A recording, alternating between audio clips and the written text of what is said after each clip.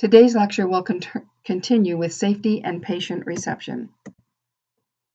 The design of the reception area. Reception is a place to be greeted. Avoid using the term waiting room. Furnishings, colors, and patient flow depend on the type of practice. The medical assistant can make the area welcoming, safe, and efficient. Size and schedule. Anticipate daily patients by hour and day, and overlapping schedules need management. Utilization of space differs by type of practice. Orthopedic geriatric office may need wheelchair and walker space. A pediatric office may need space to separate sick from well children. And overcrowding could cause germ transmission and/or HIPAA violations. The decor. Colors and fabrics in a color family work well together to create a certain feel. Red increases heart rate and blood pressure. Blue causes a calming effect. Green is relaxing and easing on the eyes. Light brown is warm and inviting. Black or dark brown can seem powerful and cause depression, and white usually denotes cleanliness and purity. Furnishings. Comfortable, stain-resistant, with no sharp edges. Arranged with good spacing. Specialty items such as plants, aquariums, or toys enhance decor, but could also be overwhelming. Other considerations. Lighting and temperature need to be just right. The light should not be too bright or too dim, and the temperature should not be too cold or too hot. Sometimes soothing music is used in the reception area. Educational or entertainment materials include magazines and books, patient information packets, medical information, or a bulletin board. Today's waiting areas tend to have televisions and videos or flat screens. They are an alternative to reading material. Videos or cable programs can be local programs, they can be healthcare programs. You can have healthcare videos that talk about the importance of the flu vaccine or cough and cover. Captions in various languages should be possible. Accommodating children. Furniture in a smaller scale and separate area for sick children who are potentially contagious.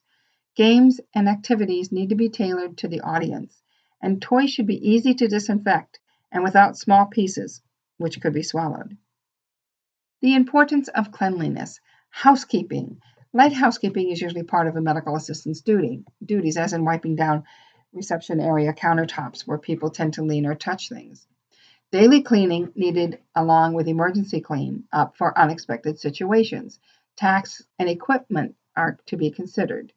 And major housekeeping, regular housekeeping, may be done by a professional service. Removing odors. Reaction to odors can be increased when patients are not feeling well already, and body fluids and other chemicals can contribute, especially in combination. Non-smoking zones should be especially respected. Infectious waste. Biohazardous waste or infectious waste can be dangerous to people and the environment. It's not common in the reception area, but it can happen if a patient vomits or is bleeding. OSHA guidelines must be followed to clean up and prepare for disposal. Office access for all. Parking arrangements. Do you have on-street parking? Do you have a parking lot? Does your parking lot have space for the handicapped close to the door? And does it allow space for patients and staff? Do you use a parking garage? Is it well lit for safety? And again, does it have space for handicapped accessibility? Entrances should be clearly marked with the name of the practice and the physician on the door. A doormat may be used to control debris being tracked in. A foyer or entry hall or place to adjust temperature is usually accommodated. Wide enough to accommodate wheelchairs and other assistive equipment. Are your entrances electronic? Can you push a button and the doors open automatically? Is it well lit and without obstruction? Safety and security. For building exits, are they well lit? Do you have security systems in place? Do you use building passes? Are there cameras in place or other measures for security? Considerations for patients with special needs. Special needs of all should be accommodated. Ramps should be available, and additional space, according to the Americans with Disabilities Act, should be implemented. Service animals should be accepted in your area. Is there accommodation for vision and hearing impairment? How about preparing the reception area for a child with autism? and using and understanding the Older Americans Act of 1965. And this predated the Americans with Disability Act. Special situations. Patients from diverse cultural backgrounds and patients who are highly contagious should be taken into consideration when creating your reception area. Functions of the reception staff. Patient registration and HIPAA. Your receptionist has patients sign in. Is it done electronically on a digital pad or a computer in the reception area, or is it done on paper? Are copies or scans of the ID and the insurance card made, and is a signature obtained as needed? Payment. Co-payment collection is usually done at the beginning of the visit. The handling of cash checks and debit cards is taken care of by the front office. A lot of offices are now not accepting cash or checks, but only using debit and charge cards. Follow-up and referral appointments are the responsibility of the front office. Always offer a pleasant farewell when your patients are leaving. Observation and updates.